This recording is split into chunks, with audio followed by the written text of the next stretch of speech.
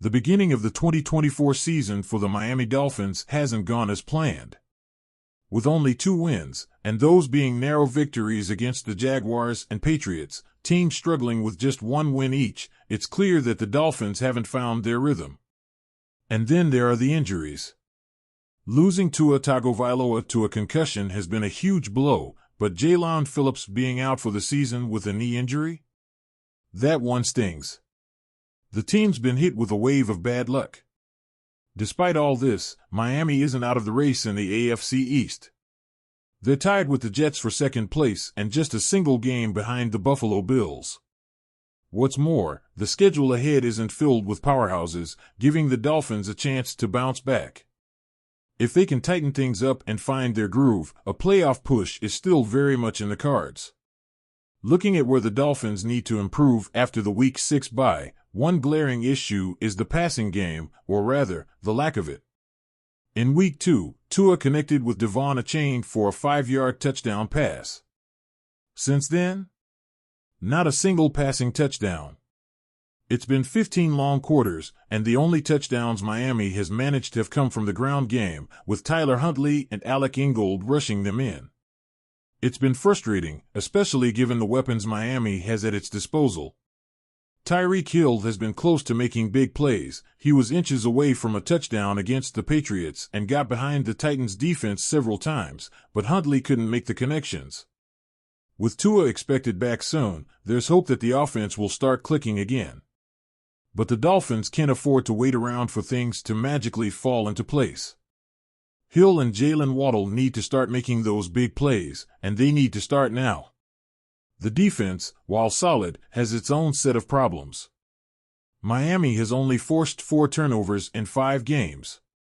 Javon Holland's forced fumble in Week 1 was the only one they've recovered all season, and while they did manage a few interceptions, 2 against Geno Smith in Week 3 and 1 in Week 4, they've been far too quiet in this department.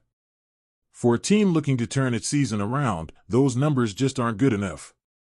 It's tough to criticize the defense too much, considering how little support they've gotten from the offense. Opposing teams are starting their drives with the best field position in the league, on average, 34.5 yards up the field. Even the Patriots, who are having a nightmare of a season, have managed to give their defense better field position. The Dolphins could really help themselves by forcing more turnovers, stealing an extra possession here or there. As it stands, the margin for error is tiny, and the defense could use a little more breathing room. Another issue that's been plaguing the Dolphins is the number of penalties they've been racking up, particularly illegal shifts. Since Tua went down, the team has been flagged 8 times for this violation. 5 of those penalties came in their 31-12 loss to the Titans in Week 4.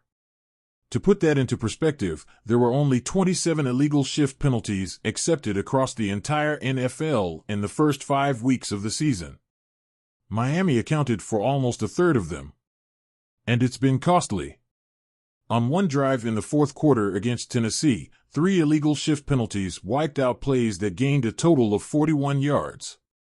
Though Miami still managed to score a touchdown on that drive, these penalties are a major issue.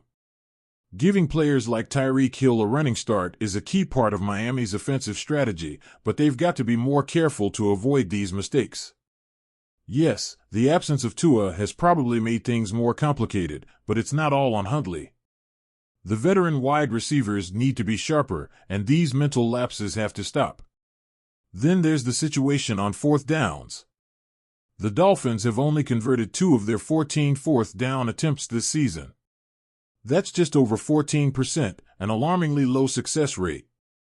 For context, no NFL team in 2023 converted less than 36% of their 4th down tries, and Miami is way behind even the worst teams in that category.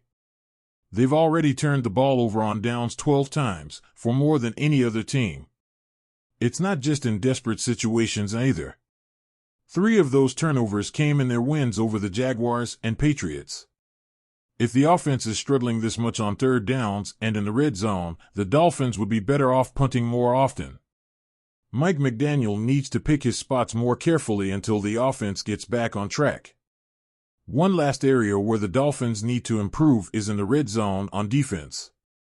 Miami has been fantastic on third downs. Opposing teams have converted just 25.5% of their third down attempts, the best rate in the league. But when teams have made it inside the Dolphins' 20-yard line, it's been a different story.